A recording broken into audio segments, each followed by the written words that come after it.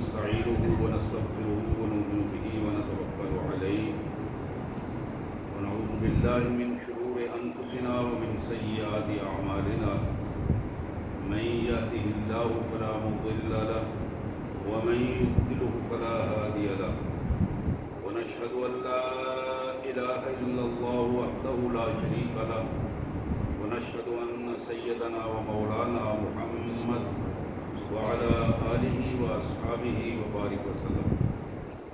أما بعد فأعوذ بالله السميع العليم من الشيطان الرجيم. بسم الله الرحمن الرحيم. أفمن شرح الله صدره للإسلام فهو على نور من ربه وويل للقاسية قلوبهم من ذكر الله أولئك في ضلال مبين. الله نزل أحسن الحديث كتابا متشابها مثاني تقشعر منه جلود الذين يخشون ربهم ثم تلين جلودهم وقلوبهم إلى ذكر الله ذلك هدى الله يهدي به من يشاء ومن يضلل الله فما له من هاد. أفمن يتقي بوجه سوء العذاب يوم القيامة وقيل للظالمين ذوقوا ما كنتم تكسبون.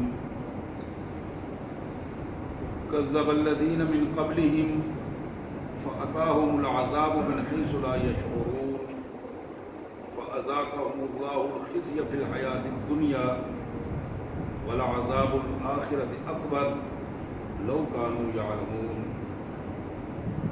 آمنت بالله صدق الله العظيم.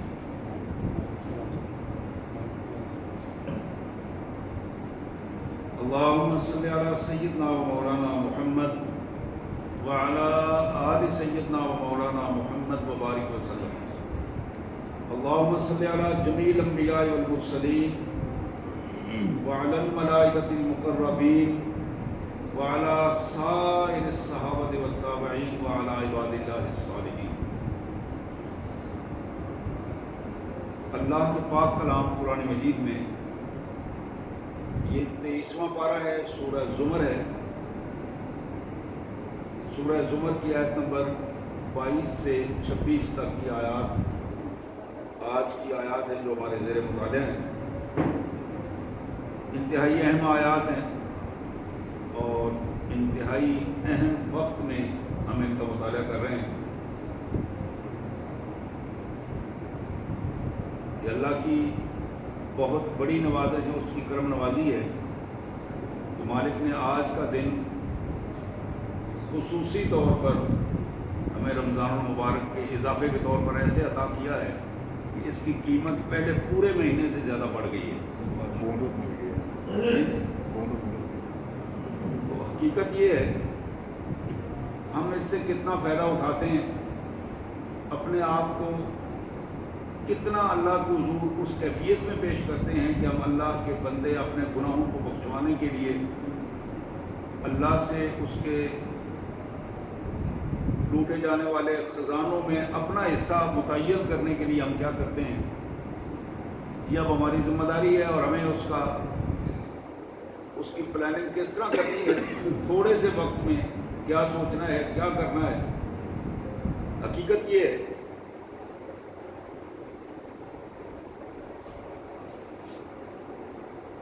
آج کے دن کو اگر ہم یوم الجائزہ کا دن قرار دے لیں اور پھر اپنا احتساب کر کے پھر جتنا وقت بچتا ہے افطاری سے پہلے پہلے اس وقت کو اپنے اللہ کے لیے خاص کر دیں اور اپنے اللہ کے حضور روئیں، گڑگڑائیں اور وہ کیفیت پیدا کر دیں کہ ہمیں خود اطمینان ہو جائے کہ واقعی اپنے اللہ کے حضور ہم نے وہ کچھ حاصل کر لیا ہے جو ہمیں حاصل کرنا چاہیے تھا. اللہ کے رسول صلی اللہ علیہ وسلم کی حدیث کے پس منظر میں بھی بات ہوگی انشاءاللہ، لیکن سب سے پہلے ان مبارک آیات کا سادہ سا مفہوم اور ترجمہ. اللہ کے مبارک نام سے جو بڑا مہربان، بہت زیادہ رحم کرنے والا ہے. افمن شرح اللہ صدرہ للاسلام فهو علی نور من ربہ. کیا ہی مبارک شخص وہ ہے اللہ نے جس کے سینے کو اسلام کے لیے کھول دیا ہے. یہ وہ بندہ ہے جو اللہ کے دیے ہوئے نور سے، اپنے پروردگار کے دیے ہوئے نور سے اس کا علم حاصل کرتا ہے. اللہ کے توکل پر، اللہ کے دیے ہوئے نور سے، اللہ کا دیا ہوا علم، اس کی یہ تینوں اس کے وہ کیفیات ہیں کہ جن کی وجہ سے یہ اس نور پر قائم ہے. فویل للقاسیہ، اور کچھ بدبخت ایسے بھی ہیں جن کی بدبختی کھلے ہوئے ان کے دلوں پر اثر کرتی ہے اور وہ اللہ کی یاد سے مسلسل غافل رہتے ہیں. اولئک فی ضلال مبین، یہ ہیں جو کھلی گمراہی میں پڑے ہوئے ہیں. اللہ نزل احسن الحدیث کتابا متشابہا، اللہ تعالیٰ نے قرآن مجید کو ایک بہترین اپنے کلام کے طور پر تمہارے سامنے نازل کیا ہے. یہ وہ قرآن جس میں ایک ہی مضمون کو کئی انداز میں بیان کر کے لوگوں کو ذہن نشین کرانے کی کوشش کی گئی. تقشعر منہ جلود الذین یخشون ربہم، یہ اللہ کا کلام اور قرآن وہ ہے جب اللہ کے بندوں کے سامنے پڑھا جاتا ہے ان کے رونگٹے کھڑے ہو جاتے ہیں، رونگٹے کھڑے ہو جاتے ہیں، بال کھڑے ہو جاتے ہیں اور وہ کانپ جاتے ہیں. ثم تلین جلودہم وقلوبہم الی ذکر اللہ، اس کیفیت کے بعد ان کے دل، ان کے اعضاء و جوارح اللہ کی یاد کے لیے زیادہ اللہ کے قریب ہو جاتے ہیں اور اللہ کے قریب ہو کر اس کی یاد کو زیادہ سمیٹنے کی کوشش کرتے ہیں. ذالک ھدی اللہ یہدی بہ من یشاء، یہ رہنمائی اللہ کی طرف سے ہے اور اللہ ہی کی طرف سے ہوتی ہے اور اسی کی طرف سے ہو سکتی ہے. یہ رہنمائی وہ جسے چاہتا ہے عطا کرتا ہے، کوئی اس کو اپنے بلبوتے پر چھین کر نہیں لے سکتا. وَمَن يُضْلِلِ اللَّهُ فَمَا لَهُ مِنْ هَادٍ، اور یاد رکھو جو بندہ اس پوزیشن میں آ جائے کہ اللہ اسے گمراہ کر دے، اپنی حرکتوں کو اس طرح اللہ کے سامنے پیش کر دے گمراہی میں کہ اللہ اسے چھوڑ دے، اسے ہدایت کی طرف نہ آنے دے، ہدایت کے راستے آسان نہ فرما دے، تو یہ بندہ پھر کوئی بھی اس کو راستہ دکھانے والا نہیں ہے، کوئی بھی سیدھے راستے پر لانے والا نہیں ہوگا. افمن یتقی بوجہہ سوء العذاب یوم القیامہ، ذرا تصور کرو اس بندے کا جو قیامت کے دن اللہ کی طرف سے پڑنے والی ساری مار کو اپنے چہرے پر سہے گا.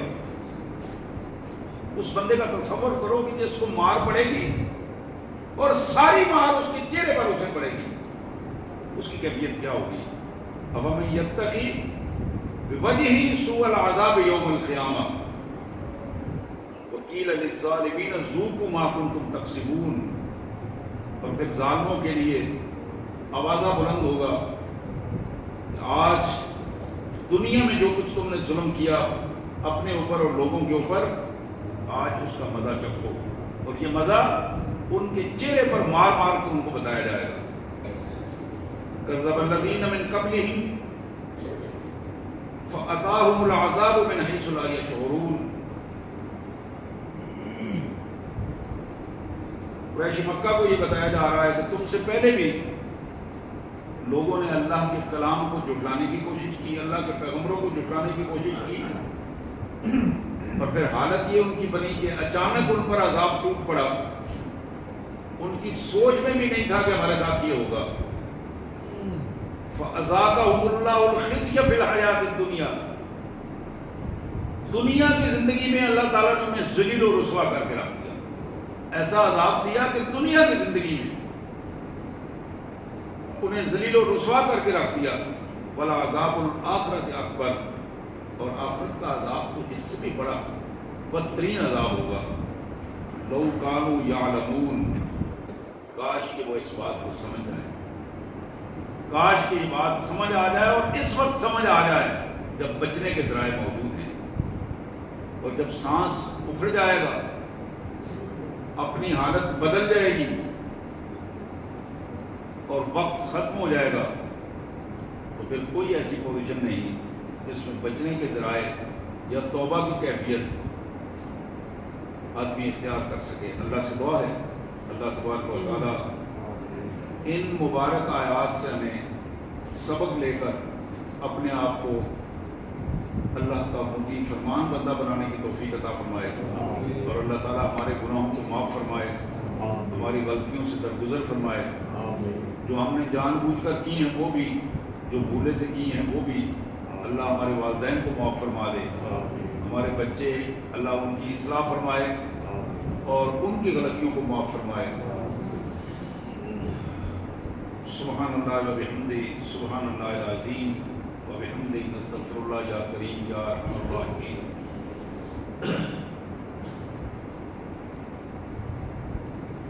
میرے پاس اس وقت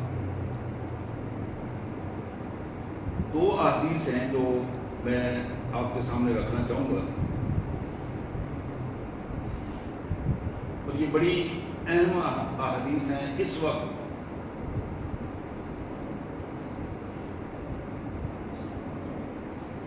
مسند احمد کی حدیث مبارک جو جناب شداد بن اوس رضی اللہ تعالی عنہ کی روایت ہے،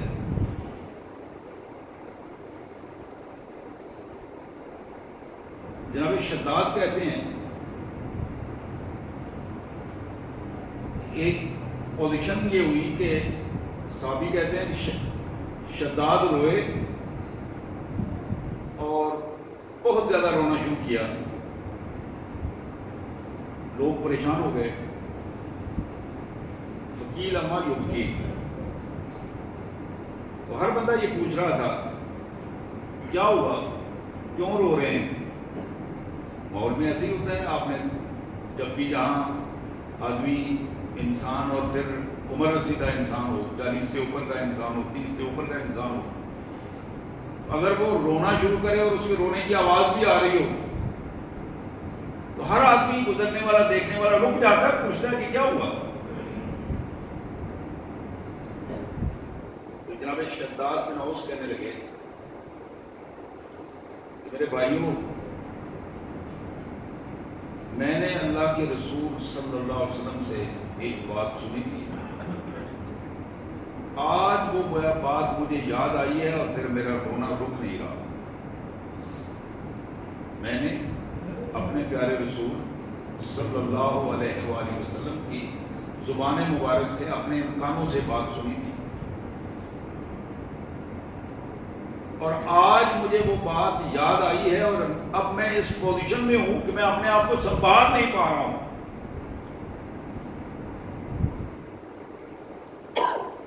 یہی میرے رونے کی بنیادی وجہ ہے. پوچھا گیا وہ بات کیا تھی. انہوں نے جو بات بتائی کہ نبی اکرم صلی اللہ علیہ وسلم نے فرمایا کہ انا خفف امتی الشرک والشہوۃ الخفیہ، مجھے اپنے بعد اپنی امت کے حوالے سے دو چیزوں کا خوف رہتا ہے. یہ حضور صلی اللہ علیہ وسلم کے الفاظ ہیں، مجھے اپنے بعد اپنی امت کے حوالے سے دو چیزوں کا ازحد خوف رہتا ہے. پہلی چیز ہے شرک، اور دوسری چیز ہے چھپی ہوئی خواہشات نفس جو بندے کے اندر ہوتی ہیں، دوسرے کو نہیں پتا ہوتا، اور بندہ اندر ہی اندر کو اور سوچ رہا ہوتا ہے، دیکھنے والا ہوتا ہے مجھے اور کیفیت میں جاتا. حضور نے فرمایا کہ یہ دو چیزیں ایسی ہیں جو میری امت کو برباد کر دیں گی.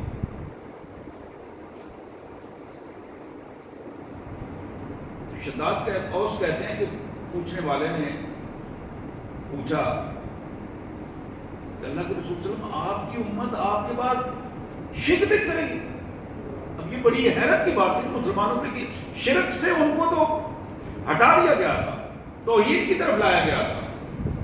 اب تو وہ مواحد مسلمان تھے تو پوچھا گیا کہ آپ کے پاس تھے وہ اس قسم کی حرکت کریں گے؟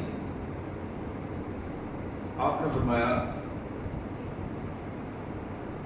نام ہاں ایسا ہوگا. میری امت مشرکانہ رویے اختیار کرے گی.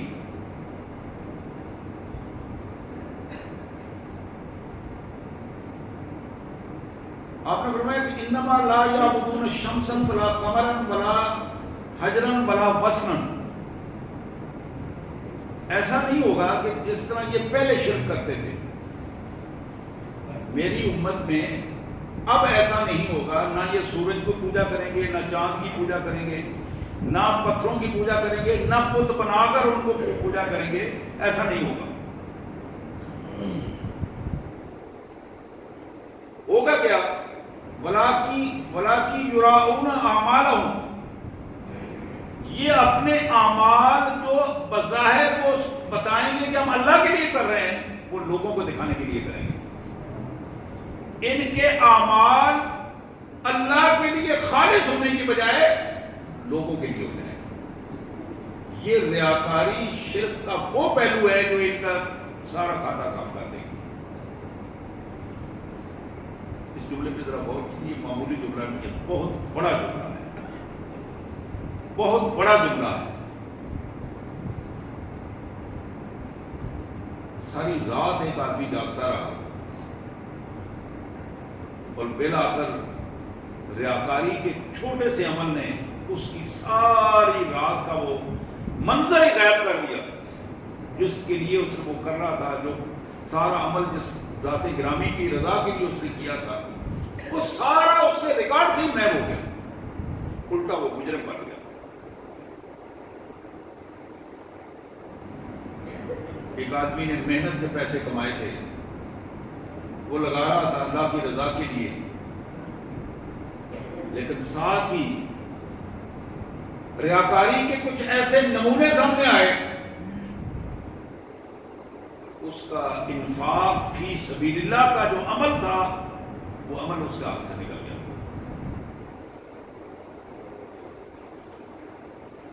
نبی رحمت صلی اللہ علیہ وسلم نے فرمایا انما اما انہم لا یعبدون الشمس ولا قمرا ولا حجرا ولا وثنا ولكن يراؤون اعمالهم. یہ نہ سورج کی پوجا کریں گے، نہ چاند کی پوجا کریں گے، نہ بت بنا کے کریں گے، نہ سادہ پتھر کی کریں گے. ان چیزوں سے تو یہ نکل آئے ہیں، لیکن اب ان کا نفس، ان کا شیطان، جو انسانوں اور جنوں میں سے شیطان ہے، وہ ان پر اس طرح حاوی ہو جائیں گے کہ یہ اپنے اعمال میں ریاکاری کے ذریعے مشرکانہ رویے کا شکار ہو جائیں گے. والشہوۃ الخفیہ، اور چھپی ہوئی خواہشات نفس. اس میں مال کی خواہشات ہیں، اسٹیٹس کی خواہشات ہیں، جنسی کی خواہشات ہیں. یہ ساری خواہشات اس میں شامل ہیں.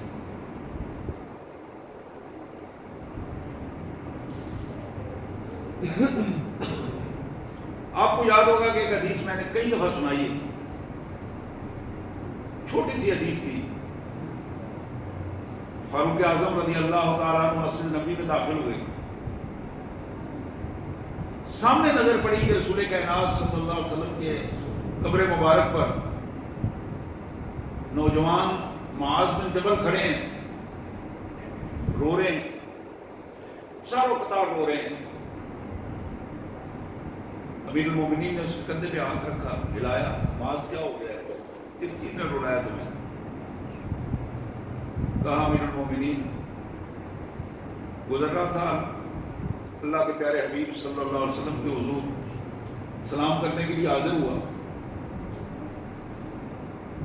اچانک مجھے نبی رحمت صلی اللہ علیہ وسلم کی وہ حدیث مبارک یاد آ گئی جو ایک موقع پر خاص کر آپ نے توجہ کے ساتھ فرمائی تھی. جب وہ یاد آئی تو پھر اپنی حالت کا جائزہ سامنے آیا، اور پھر اب وہ حالت ہے کہ میری حالت سنبھل نہیں رہی، رونا آ رہا ہے. جناب امیر المومنین نے فرمایا معاذ ہمیں بھی اس میں شامل کرو.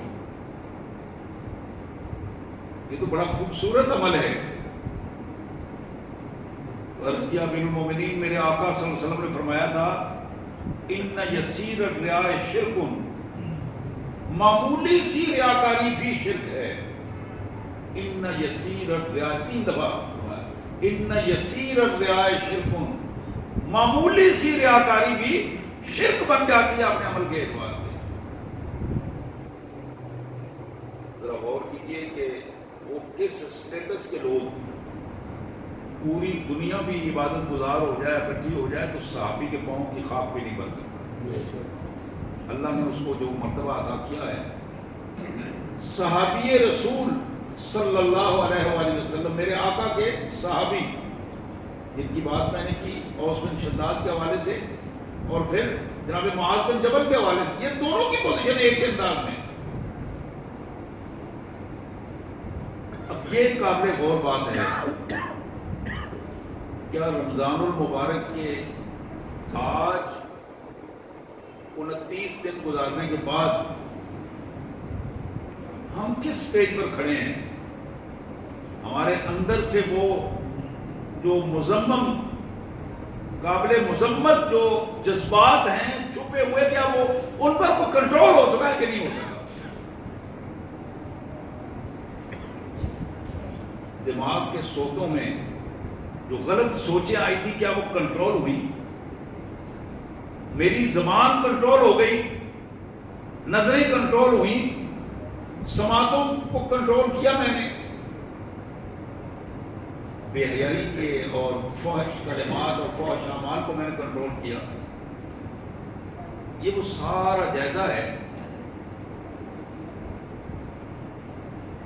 یوں تو اللہ کے رسول صلی اللہ علیہ وسلم نے یکم شوال کو یوم الجائزے کا نام اسے دیا ہے. عید کا دن ہے، اسے یوم الجائزہ کہا ہے. انعام وصول کرنے کا دن بھی ہے اور احتساب کا دن بھی ہے. لیکن بالخصوص وہ حدیث مبارک جو پہلے یہ بھی میں نے کئی دفعہ کیا آپ سے، اللہ کے رسول صلی اللہ علیہ وسلم نے فرمایا کہ 5 چیزیں مجھے دی گئی ہیں میری امت کو جو پہلی امتوں میں سے کسی کو نہیں دی گئی. ان میں سے آخری چیز اللہ کے رسول صلی اللہ علیہ وسلم نے یہ فرمائی تھی کہ جب رمضان کی آخری رات ہوتی ہے، یہ گزر گئی پیچھے، اب آخری رات نہیں آئے گی، اب آخری دن ہے ہمارے پاس. یوں ہی اذان ہوگی، رمضان مبارک کا آخری لمحہ جو ہے وہ ختم ہو جائے گا اذان کے ساتھ. اب جو لمحات ہیں وہ یہ لمحات ہیں ہمارے مغرب کی نماز اذان تک کے لمحات ہیں، غروب آفتاب. اس کیفیت کو ذرا ذہن میں رکھیں. اللہ تعالیٰ اس گروپ میں ہمیں شامل کر دے، ایڈ کر دے. اللہ کے رسول صلی اللہ علیہ وسلم نے فرمایا کہ اللہ تعالیٰ رمضان المبارک کی آخری رات کو، یہ میری امت کے لیے، حضور نے فرمایا صرف میری امت کے لیے خاص ہے، آخری رات کو اللہ تعالیٰ فرشتوں کے سامنے اس کا اظہار فرماتے ہیں کہ میرے فرشتوں گواہ رہنا، میرے وہ بندے جو پورا رمضان روزے بھی رکھتے رہے، قیام بھی کرتے رہے، مجھ سے معافیاں بھی مانگتے رہے، میری رحمتوں کو بھی سمیٹنے کی کوشش کی، مغفرتوں کو بار بار گناہوں سے معافی مانگی، جہنم سے آزادی کی انہوں نے معافی درخواستیں کی، گوار ہو کہ میں نے انہیں ان کے سارے گناہ معاف کر دیے.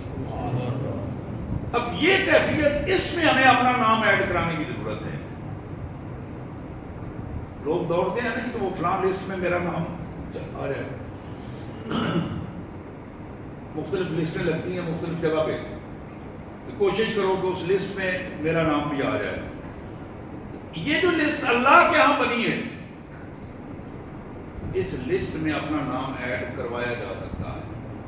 ابھی مغرب تک کا ٹائم ہے، اور اس میں میں سمجھتا ہوں کہ اثر سے مغرب تک کا جو وقت ہے، اگر ہم اسے آج اللہ کی توفیق سے اللہ کے لیے خاص کر دیں اور اپنا جائزہ لے کر ایک ایک گناہ اپنے اللہ کے حضور پیش کر کے اس کی معافی مانگیں، چھوڑ دیں سارے باقی معاملات، باقی یہ جو گھنٹہ 2 گھنٹے کا ٹائم ہوتا ہے اس کو خالصتاً اللہ سے مغفرت طلب کرنے کے لیے اپنے آپ کو لگا دیں.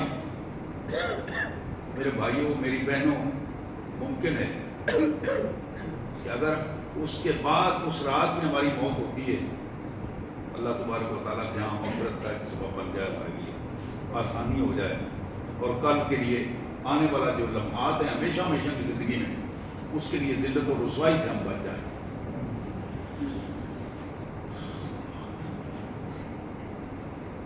یہ ایک بڑی اہم حدیث جو ایک دو موقع پر پہلے میں نے سنائی ہے، لیکن میں چاہوں گا کہ آج پھر اس کو سامنے رکھا جائے اور ایک ایک چیز کو اس پہ غور کیا جائے. یہ 14 چیزیں ہیں. ابو ہریرہ رضی اللہ تعالیٰ عنہ کی روایت ہے، ترمذی کتاب الفتن باب علامات الساعہ میں موجود ہے، بڑی معروف حدیث ہے. حضور صلی اللہ علیہ وسلم نے یہ 14 چیزیں گنوائی ہیں اور پھر فرمایا کہ جب یہ 14 علامات تمہارے سامنے آ جائیں اور پھر اللہ کی گرفت کو دیکھو کہ وہ کس کس انداز میں سامنے آ رہی ہے، پھر زلزلے ہیں، پھر اللہ میں عذاب ہیں، وہ طوفان ہیں، وہ کیسے آتے ہیں، کیسے پکڑتے ہیں، اکیلے بندے کو کیسے پکڑتے ہیں وہ طوفان، اور قوموں کو کس طرح ذلت و رسوائی کا نمونہ بنا دیتے ہیں. پہلی چیز اللہ کے رسول صلی اللہ علیہ وسلم نے فرمائی، اذا اتخذ الفیء دولا، جب آدمی گورنمنٹ کے خزانے کو اپنے باپ کا مال سمجھ کر اڑانا شروع کرے. یہ باپ کا جو مال ہوتا ہے بچوں کے لیے بڑے اہم شے ہوتی ہے. کبھی انہوں نے نہیں سوچا کہ یہ کیسے کمایا گیا میرے باپ کی، اس کے زندہ ہونے کے بھی اور مرنے کے بعد بھی. بہت کم ایسے بچے ہیں جو یہ سوچیں کہ یہ مال میرے باپ نے کن حالات میں کمایا تھا، کیسے وہ میرے پاس اب پہنچا. یعنی بے ہنگم ہو کے خرچ کرنا. اور اگر قومی خزانہ، بیت المال، قوم کا پیسہ، وہ اگر خالصتاً بندے کا حق نہ ہو اور اس پر اپنا ہاتھ صاف کرے، حضور اکرم صلی اللہ علیہ وسلم نے فرمایا کہ یہ وہ بدترین رویہ ہے جو کسی قوم کو تباہ کرنے والا ہے. بندہ ایک کر رہا ہے، 2 کر رہے ہیں، 4 کر رہے ہیں، لیکن اس کے برے اثرات پوری کی پوری قوم پر مرتب ہو رہے ہیں. اذا اتخذ الفیء دولا،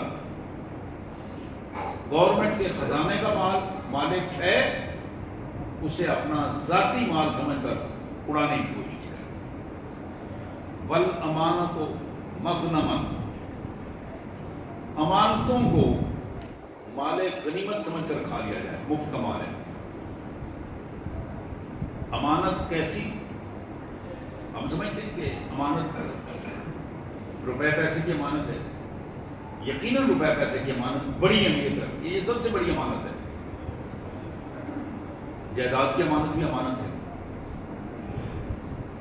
اور اگر میں یہ کہہ دوں کہ اپنے باپ کی وراثت جو ملتی ہے، اس وراثت کو بھی امانت، ذرا تصور کرو، بڑی اہم امانت ہے. اپنے بھائی کا حق کھا جانا وراثت میں، بہن کا حق کھا جانا وراثت میں، اور پھر مسجد میں پہلی صف میں آ کر بیٹھنا اور پھر یہ سوچنا کہ میں بالکل متقی ہوں اور بالکل صحیح ہوں. مجھے ایک حدیث یاد آ رہی ہے، اللہ کے رسول صلی اللہ علیہ وسلم نے فرمایا بندے کی عمر بڑی خوفناک کیفیت ہے. یقین کرو کانپ جاتے ہیں کہ یہ حدیث مبارک جب سنتے ہیں. اللہ تعالیٰ ہمیں معاف فرمائے اور ہمیں سیدھا رکھے اور ان حقوق کو ادا کرنے کی توفیق عطا فرمائے. حضور نے فرمایا کہ جب بندے کی عمر 60 سال ہو جاتی ہے اور 60 سال میں وہ پیچھے مڑ کر دیکھتا ہے کہ میرے کریڈٹ میں، میرے کھاتے میں نیکیاں بہت ہیں، ماشاءاللہ نمازیں بھی پڑھی ہیں، زکوٰۃ دی ہے، حج کیا ہے، بہت ساری چیزیں، قیام، روزے، وہ سارا خزانہ جو اعمال صالح کا اس کے پاس ہے، اس کو لے کر وہ بڑا ہی اپنی جگہ پر فخر محسوس کرتا ہے. لیکن میرے آقا صلی اللہ علیہ وسلم نے فرمایا کہ صرف ایک کام اس نے کیا، ایک غلطی کی اس نے جان بوجھ کر کہ اپنی وراثت سے اپنے بچوں کو محروم کر دیا، وراثت کا حق دوسرے کا خود کھا لیا یا کسی کو زیادہ دے دیا. یہ دونوں کہانیاں صرف 2-3 واقعات ہیں.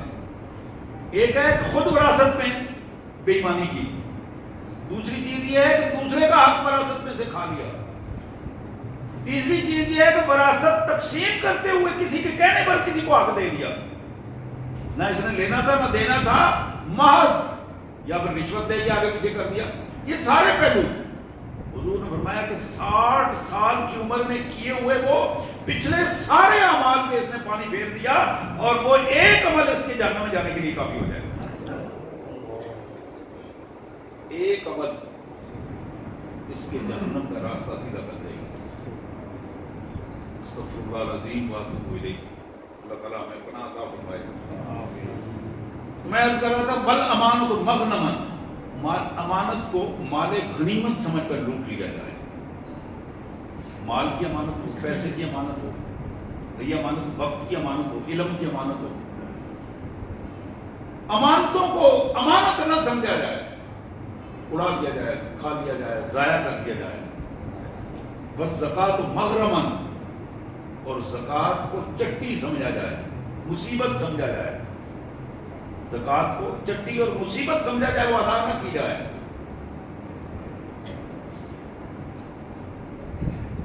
وَتَعُلِّمَ لِغَيْرِ الدِّينِ، دنیا کے علوم فنون حاصل کرنے کے لیے وقت بھی دیا جائے، پیسہ بھی دیا جائے، لیکن دین کو کے علم کو حقیر بنا دیا جائے کہ دیکھو سیکھنے کے لیے تیار نہ ہو. وَتَعُلِّمَ لِغَيْرِ الدِّينِ، دین کے علاوہ باقی سارے علوم سیکھے جائیں، لیکن دین کے علم کو سیکھنے کے لیے اہمیت نہ اسے دی جائے. یہ جو آ رہی ہیں ساری باتیں ذرا غور کرتے جائیں. یہ ہمارے معاشرے میں رت بس چکی ہیں یہ ساری باتیں، جو ایک ایک میں سامنے رکھ رہا ہوں. پھر فرمایا وَأَطَاعَ الرَّجُلُ امْرَأَتَهُ وَحَقَّ أُمِّهِ، بندہ اپنی بیوی کا فرما بردار اور ماں کا نافرمان ہو جائے. بندہ بیوی کا فرما بردار ہو، ماں کا نافرمان. اس میں مقابلے والی بات نہیں ہے، یہ بات ذہن میں رکھیے. اور یہ مطلب ہی نہیں ہے کہ بیوی کا حق نہیں ہے. حضور صلی اللہ علیہ وسلم نے وہاں بھی وہی الفاظ فرمائے کہ جو بندہ اپنی بیوی کا حقوق ادا، بیوی کے حقوق ادا نہیں کرتا، کل وہ بھی مجرم کی حیثیت سے کھڑا ہوگا.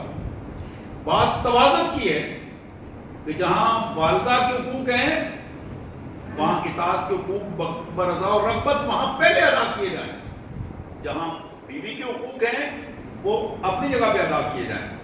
لیکن ماں